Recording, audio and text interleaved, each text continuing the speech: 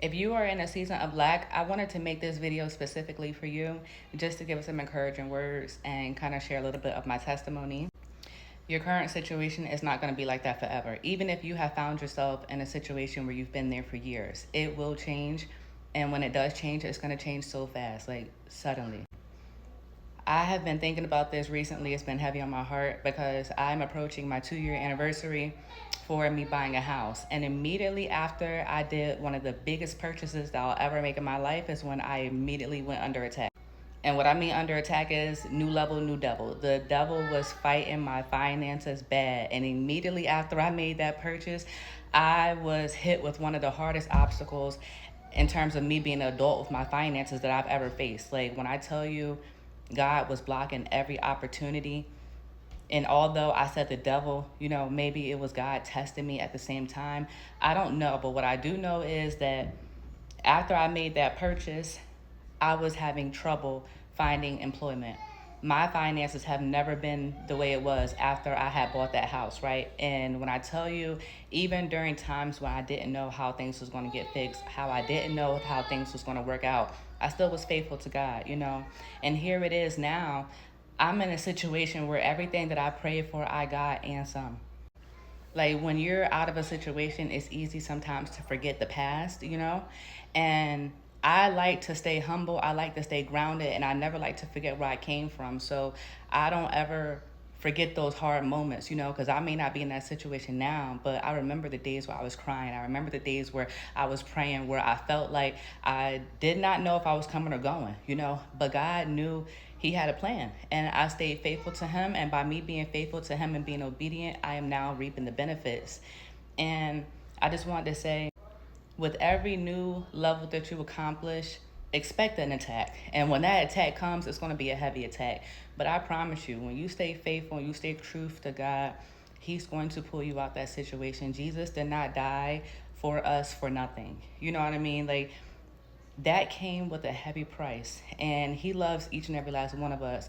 It's a matter of if we are reciprocating that love. He's always there for us. He is a healer. He is your best friend. He is your father. He is going to be the person that you go to.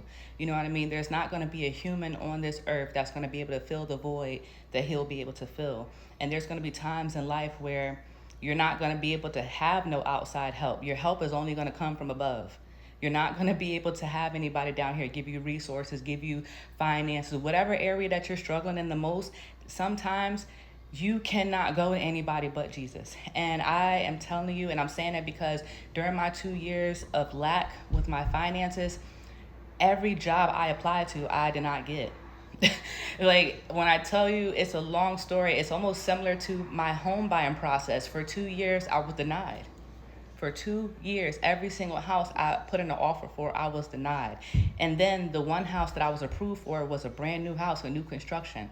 Who would have thought I couldn't get approved for a house that was already previously owned by somebody, but God had a house brand new waiting for me?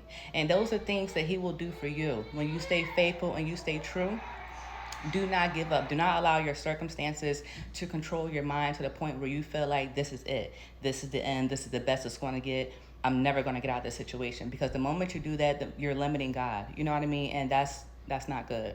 So I just hope that, I'm able to provide some comfort, encouraging words for anybody who's in that situation. Because, like I said, although I'm not in that situation, every time I think back, it's like, damn, man, like that was bad. It was real bad. And I, at that time, did not know how I was going to get myself out. And I didn't get myself out. God pulled me out. But because I have deadlines, because I have time frames, like, bill people, they don't care about your finances. It's like, okay, well, this is when it's due. We may be able to give you a little grace period here and there, but at the end of the day, the money is still due. And when I was facing earthly obstacles and those deadlines and time frames and just not knowing how I'm going to get things done, that frustration takes over, because as a parent, it is your job to provide. And it was things that was happening to me that I couldn't foresee.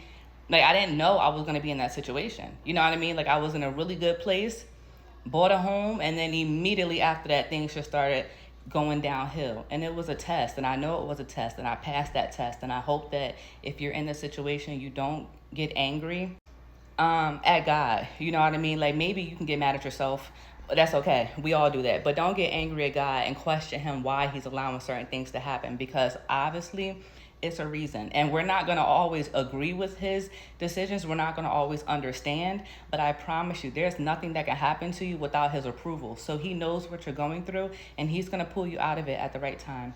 I hope you guys have a blessed day.